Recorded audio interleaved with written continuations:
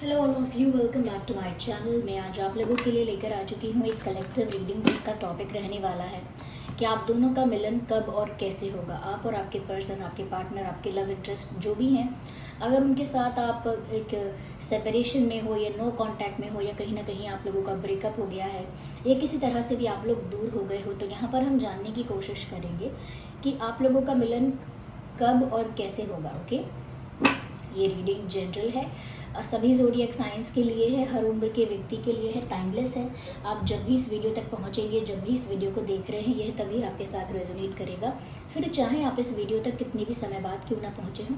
Okay viewers, ये reading सभी zodiac science के लिए है, हर उम्र के व्यक्ति के लिए है, टाइमलेस है। ओके, तो आइए चलिए देखते हैं। और जो भी मैसेजेस आएंगे तो ज़बरदस्ती उसमें अपने आप को फिट इन करने की कोशिश मत कीजिएगा, जितना रेजोनेट होता है उतना ही एक्सेप्ट कीजिएगा।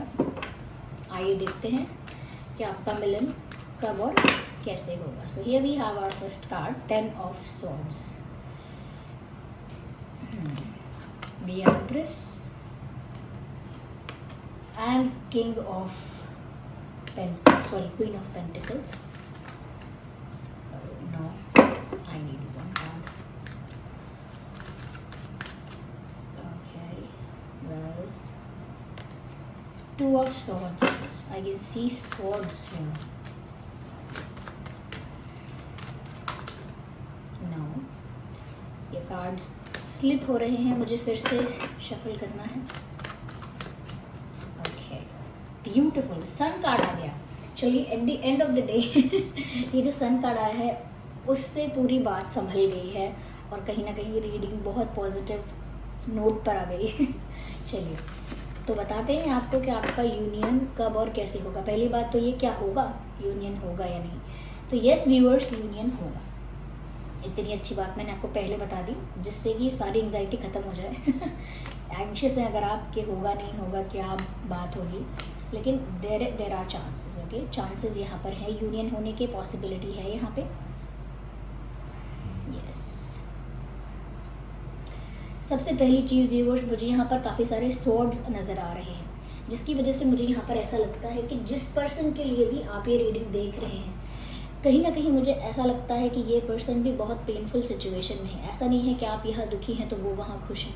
आप किसी तरह के स्ट्रगल में हैं या सफ़र कर रहे हैं, कोई दुख या पेन में है, तकलीफ़ में है, और वो वहाँ एंजॉय कर रहे हैं, ऐसा नहीं है। Your person is also in pen. आपके जो पर्सन है, लव इंटरेस्ट है, वो भी काफ़ी दुखी हैं, काफ़ी हार्ट ब्रोकन है, या ऐसा कह सकते हैं कि सेपरेशन का दुख उनको भी उतना ही है जितना आपको है, या आप दोनों के बीच में अगर कोई गैप आया है या कोई वैक्यूम स्पेस आ गया है तो उस बात से वो भी उतने ही हर्ट है जितने कि आप हर्ट हो। इवन यहाँ ऐसा भी लगता है कि ये बहुत ज़्यादा ब्रोकन और बहुत ज़्यादा आई मीन हार्ट ब्रोकन और बहुत ज़्यादा कह सकते हैं जैसे बिट्रेड और बहुत ज़्यादा चीटेड फील कर रहे हैं। ऑफ कोर्स चीटेड का मतलब यहाँ पर ये नहीं है कि आपने चीट किया है इनको, लेकिन ये बिट्रेड फील कर रहे हैं और कुछ डिसअपॉइंटेड भी फील कर रहे हैं, सफ़र कर रहे हैं, पेन में है, डिसअपॉइंटेड है। ऐसा लगता है कि बहुत कुछ इन्होंने ना अपने दिमाग में अज्यूम किया था, बहुत कुछ, या फिर प्लान किया था, या बहुत कुछ ना अपने आप से ही बिलीव कर लिया था या एक्सपेक्ट कर लिया था, बट ऐसा कुछ हुआ नहीं। ओके, तो कहीं ना कहीं इनके दिमाग में एक इल्यूजन था, इनके दिमाग में एक अजम्पशन थी कि ऐसा होगा, वैसा होगा, मैं ऐसा कर दूंगी तो ऐसा होगा, अगर मैं इससे बात नहीं करूंगा तो ये ऐसे परेशान होगी, वैसे करेगा, या मैं इनको अगर माइंड गेम खेलूंगा तो ये मेरे कंट्रोल में रहेंगे या रहेंगी, या मैं थोड़ा झूठ बोल दूंगा तो बाद में सच बता दूंगा। ये तो मैंने सिर्फ एग्जाम्पल दी है, बातें कई अलग तरह की भी हो सकती हैं, लेकिन इन्होंने जैसी एक्सपेक्ट की, जैसी प्लान की और जैसी अज्यूम की वैसी हुई नहीं। अंत में परिणाम तो कुछ और ही निकला, चाहे इन्होंने कुछ भी किया हो। तो ऐसा लगता है कि अब वो अपनी ही गलतियों की वजह से डिसअपॉइंटेड हैं, या कहीं ना कहीं उनकी एक्सपेक्टेशंस पूरी नहीं हुई उस वजह से डिसअपॉइंटेड हैं, और साथ ही साथ सेपरेशन की वजह से तो दुख, तकलीफ़ और पेन है ही। ओके, तो यहाँ दुख बहुत ज़्यादा लग रहा है, और इतना ज़्यादा है कि ये हील भी नहीं हुए हैं उससे। आई कैन नॉट से कि ये इंसान कम्प्लीटली हील्ड है अभी, तो जब तक ये हील नहीं हो जाएंगे या कहीं ना कहीं उस पेन से बाहर नहीं आ जाएंगे, उस सफरिंग को कंप्लीट करके उससे बाहर नहीं आ जाएंगे, और कंप्लीट से मेरा मतलब है जितना दर्द उनको डेस्टिनी में लिखा है, जब तक उतना वो फेस नहीं कर लेते, उसको पूरा नहीं कर लेते, उसका पूरा भोग नहीं भोग लेते, तब तक वो उस सिचुएशन से चाहकर भी बाहर नहीं आ पाएंगे, इवन इफ दे ट्राई। तो यहाँ पर ऐसा लगता है कि जैसे ये इंसान अभी भी उस दुख में है और हील नहीं है।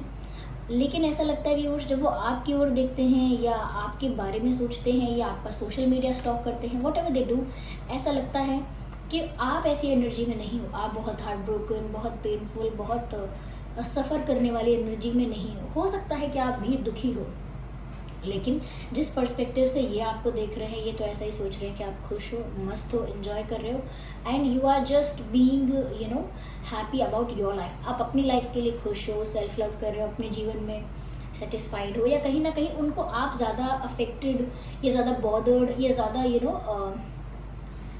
बहुत ज़्यादा कहीं ना कहीं आप दुखी नहीं लगे। उनको ऐसा लगा कि आप वापस से नॉर्मल हैं या खुश हैं अपनी लाइफ में, इंजॉय कर रहे हैं लाइफ को, या पीसफुल हैं आप अभी भी।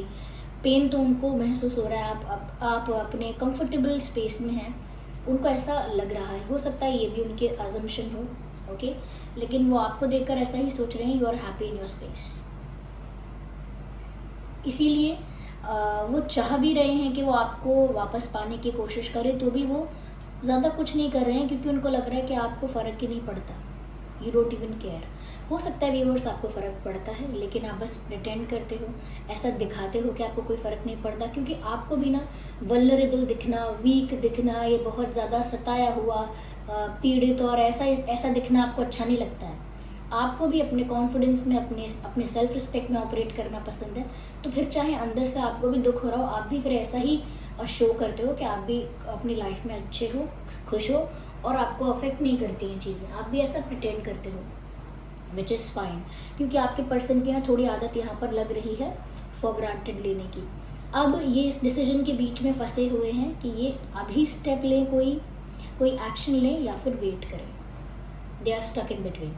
वो दो रास्तों के बीच में, दो सोल्यूशंस के बीच में फंस गए हैं कि उन्हें क्या करना चाहिए। लेकिन एक बात तो क्लियर है कि वो आपको कहीं ना कहीं अपना पार्टनर दिल से मानते हैं। ब्रेकअप, पैचअप या जो भी होता है ये सब, लेकिन इमोशनली वो ऐसा ही बिलीव करते हैं या इमोशनली ऐसा ही फील करते हैं कि आप ही उनके लाइफ पार्टनर हो, या आप ही उनके सोलमेट हो, या आप ही उनके ट्रू लव हो। ऐसा अंदर से बिलीव करना, जैसे किसी को अपना फैमिली मेम्बर मान लेना अपने दिल से, चाहे वो आपका फैमिली मेम्बर है या नहीं। जैसे कई लोग करते हैं ना, किसी को भाई बनाते हैं, किसी को बहन बनाते हैं, किसी को मामा जी बना लेते हैं, जबकि वो एक्चुअल नहीं होते हैं। क्यों? क्योंकि वो अपने मन से उनको परिवार का सदस्य मानते हैं, बोलकर मानते हैं। तो कहीं ना कहीं वो भी आपको अपना लाइफ पार्टनर अपने आप ही मानते हैं, या आपको अपना फैमिली मेम्बर अपने आप ही समझते हैं, आपको बहुत क्लोज समझते हैं वो अपनी लाइफ में, क्या बहुत उनके करीबी हो। या कहीं ना कहीं व्यूअर्स वो आपसे एक्सपेक्ट कर रहे हैं कि आप थोड़ा इस समय उनको प्यार, केयर, अफेक्शन या थोड़ी काइंडनेस शो करो। These are just expectations. इस इंसान ने, ऐसा लगता है, पहले भी बहुत कुछ एक्सपेक्ट किया है। इन्होंने एक्सपेक्ट बहुत किया है आपसे, या फिर इस रिलेशनशिप में, या लोगों से उन्होंने खुद कम एफर्ट्स लिए हैं। कुछ लोग होते हैं ना जो बस यही टेस्ट करते रहते हैं कि ये मुझे कितना प्यार करता है, मैं परख के देखता हूँ, वो मुझे कितना प्यार करता है, मैं उसको ऐसा करके देखता हूँ, देखेंगे क्या रिएक्शन आएगा उसका। ये मेरी कितनी रिस्पेक्ट करता है, ज़रा मैं इसको इग्नोर करके देखता हूँ, या फिर थोड़ा सा इसको डांट के देखता हूँ, ये जवाब में क्या बोलेगा पता लगेगा। तो बहुत लोग होते हैं ना जो दूसरों की परीक्षा ही लेते रहते हैं हमेशा, दूसरों का टेस्ट लेते रहते हैं हमेशा। वो खुद कभी टेस्ट नहीं देते, ना खुद कभी किसी टेस्ट में खरे उतरते। वो बस हमेशा दूसरों की परीक्षा लेते हैं और दिमाग में यही रखते हैं कि मुझे पता है कि ये इंसान कैसा निकलेगा, या मुझे इसको परख के देखना है एक बार कि कैसा है, और अपने बारे में ऐसा कुछ नहीं सोचते। तो यहाँ पर कहीं ना कहीं वो आपसे उन्होंने बहुत कुछ एक्सपेक्ट किया है, और जब उनकी एक्सपेक्टेशंस फुलफिल नहीं हुई, क्योंकि उन्होंने कोई एफर्ट नहीं लिया तो आपने भी नहीं लिया, तो फिर एक्सपेक्टेशंस कहाँ से फुलफिल होंगी। कई लोग ऐसे होते हैं जो रिलेशनशिप में जो चाहते हैं मुझे अटेंशन मिले, मुझे रिस्पेक्ट मिले, केयर मिले, अफेक्शन मिले, और हर तरह का प्यार मिले, तो वो एक्सपेक्ट करते हैं, लेकिन वो सामने से कभी ऑफर नहीं करते सारी चीज़ें। सेम तरह का केयर करना, कंफर्ट प्रोवाइड करना, या सेम तरह से रिस्पेक्ट करना या ट्रीट करना, अटेंशन देना, वो खुद ये सब चीज़ें नहीं करते, और उसकी जगह सोचते ऐसा है कि मैं एक्सपेक्ट करता हूँ ये इंसान ऐसा करेगा, अगर सच में प्यार करता होगा तो ये मेरे लिए ये करेगा, नहीं करता होगा तो ये वैसा करेगा, वैसा करेगा। दूसरों को हमेशा कटघरे में खड़ा करके रखते हैं, ऐसा लग रहा है इनका स्वभाव। इसीलिए इनकी आपके साथ यूनियन की इच्छा तो है, लेकिन ये भी आपसे ही एक्सपेक्ट कर रहे हैं कि आप ये देख के कि ये परेशान होंगे, दुख में होंगे, आप अपना प्यार जताएं। These are just expectations. और इसी वजह से खुद भी रुके हुए हैं। अगर खुद को पता है कि मेरी मिस्टेक क्या है, या खुद को पता है कि मुझे चाहिए क्या, तो फिर देर किस बात की, डर किस बात का, या इंतज़ार किस बात का। But still they are waiting और स्टक इन बिटवीन। क्यों? कि मुझे अभी स्टेप लेना चाहिए या नहीं। ओके तो मुझे ऐसा लगता है कि अभी तो स्टक रहेंगे कुछ दिन और। ओके क्योंकि एक्सपेक्ट करेंगे, जब बिल्कुल ही आप कुछ नहीं करोगे, आप अपनी तरफ से इस चीज़ को छोड़ दोगे पूरी तरह से कि let it be, I don't care, तब ये इंसान कहीं ना कहीं एंशियस होके, या थोड़ा सा जेलस होके, या कहीं ना कहीं थोड़ा सा पजेसिव होके, समहाउ ये इंसान आपको कुछ ऑफर करेंगे या आपके पास आएंगे, गिल्टी फील करके आएंगे, रिग्रेट फील करके आएंगे। वो इतना क्लैरिटी नहीं है यहाँ पे, लेकिन this person will come back to you and they will offer you something stable. जैसे कुछ कमिटमेंट देने की बात करेंगे, कुछ सीरियस ऑफर दे सकते हैं, और ज़रूरी नहीं है कि दे, वो इस बारे में बात कर सकते हैं कि मैं आपको कमिटमेंट दूंगा, या मैं आपको कुछ स्टेबिलिटी ऑफर करूंगा या करूंगी, या आई प्रॉमिस यू। ओके ये ऐसा कुछ बातें ऐसी कर सकते हैं, या कुछ सच में भी ऐसा ऑफर कर सकते हैं, लेकिन अभी तो ये स्टक रहने वाले हैं। क्यों? क्योंकि ऐसा उनका मानना है कि मुझे पता नहीं है कि अभी मुझे क्या करना चाहिए, तो इसीलिए मैं दो रास्तों के बीच में फंस चुका हूँ या फंस चुकी हूँ। But that's not the actual case. Okay of course आपने देखा होगा जिन लोगों को बहुत अटेंशन मिलता है फिर नहीं मिलता है, तो कैसे वो तिलमिला से जाते हैं, घबरा से जाते हैं। उनको लगता है उनका रिस्पेक्ट, उनका रेपुटेशन सब मिट्टी में मिल गया, तो उनको डर लगता है, एक इमेज कॉन्शियसनेस की वजह से डर लगता है कि अपनी इमेज को लेके उनको जो अटेंशन मिलता है, जो उनको पैम्पर किया जाता है, उनके ईगो को जो पैम्पर किया जाता है, बूस्ट किया जाता है उनके ईगो को, उस चीज़ की उनको आदत पड़ जाती है। And when they don't get that, तो वो क्या करते हैं, तिलमिलाते हैं, फ्रस्ट्रेट होते हैं, इरिटेट होते हैं, और इरिटेशन में सफ़र करते हैं। It is not that pain कि वो सेपरेशन में तड़प रहे हैं बिकॉज उनको बहुत तकलीफ़ है उनके प्यार में। यस है, लेकिन वो प्यार ऐसा है कि एक्सपेक्ट ज़्यादा है, वहाँ पर एक्सपेक्टेशंस ज़्यादा हैं। तो ये आएंगे भविष्य में आपके पास, और डेफिनेटली ये इंसान हील हो जाएंगे।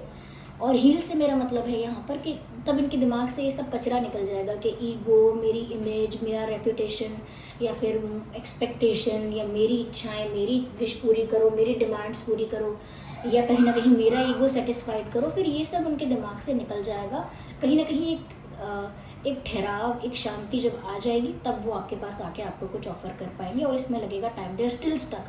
कोई भी ऐसा कार्ड नहीं है जहाँ मुझे किसी भी तरह की मूवमेंट दिख रही हो। ऑफकोर्स यहाँ सन का कार्ड है जो बताता है कि there will be happiness, okay, there will be union, लेकिन इट विल टेक टाइम। और टाइम से मेरा मतलब है कि जब तक इनको डिटॉक्सिफाई करने का समय लगता है, जितना टाइम इनको डिटॉक्सिफिकेशन करने में लगता है, उतने समय की आवश्यकता है। और डिटॉक्सिफिकेशन से मतलब है कि जो भी नेगेटिविटी है, जो भी नेगेटिव पैटर्न है, हैबिट है, थॉट प्रोसेस है, पर्सपेक्टिव है, वो सब रिलीज़ करना, वो सब नेगेटिविटी रिलीज़ करना, लेट गो करना, एंड देन रेडी रहना कि अब मुझे बिना किसी कंप्लेंट्स के साथ, बिना किसी डिमांड के साथ अपना प्यार ही ऑफ़र करना है। ओके तो मुझे लगता है कि डेफिनेटली ये इंसान का आपसे मिलन होगा, और एक बार ये पूरी तरह से डिटॉक्सिफाई प्रोसेस से बाहर आ जाएंगे, या कहीं ना कहीं हीलिंग का प्रोसेस कह लीजिए, उससे बाहर आ जाएंगे, रियलाइजेशन उनको हो जाएगा तब। एंड यस, लेकिन इसमें समय लगेगा, जैसे कि हमने पूछा कब होगा, it will take time, but this will happen, क्योंकि ये सन का कार्ड काफ़ी स्ट्रॉन्ग कार्ड है, काफ़ी पॉजिटिव कार्ड है। इनको ऐसा लगता है कि जैसे एक इमेच्योर, ईगोइस्टिक, ओवर कॉन्फिडेंट इंसान को थोड़ा सा ना इम्प्रूवमेंट करने का ज़रूरत है। आई एम नॉट सेइंग कि आपके पर्सन ही होंगे ये, बट जिनके साथ भी ये रीडिंग रिलेट करती है, रेजोनेट करती है, उनके लिए है ये।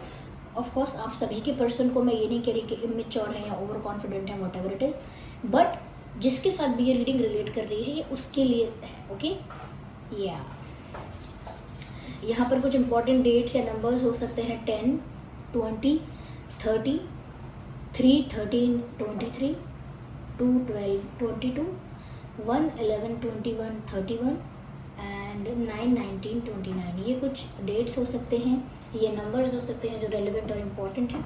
आइए देखते हैं कौन से मंथ रेलिवेंट हो सकते हैं। अक्टूबर, मार्च, फरवरी, जनवरी, नवंबर एंड सितंबर, ये कुछ महीने हैं जो आपके लिए इम्पोर्टेंट हो सकते हैं। और वैसे तो ये रीडिंग सभी ज़ोडिएक साइंस के लिए है, फिर भी मैं कहूँगी कि जो ज़्यादा प्रोमिनेंट है, ज़्यादा यहाँ पर नज़र आ रहा है वो है air sign and earth sign. तो एयर एंड अर्थ यहाँ पर ज़्यादा विजिबल है। वैसे ये रीडिंग अगर आपके साथ रेजोनेट कर रही है तो चाहे आपका और आपके पर्सन का कोई भी ज़ोडिएक साइन हो, ये रीडिंग आपकी सिचुएशन से रेजोनेट कर सकती है। Okay, so this was the reading. चलिए मिलते हैं अगली रीडिंग में, तब तक के लिए bye bye family, take care.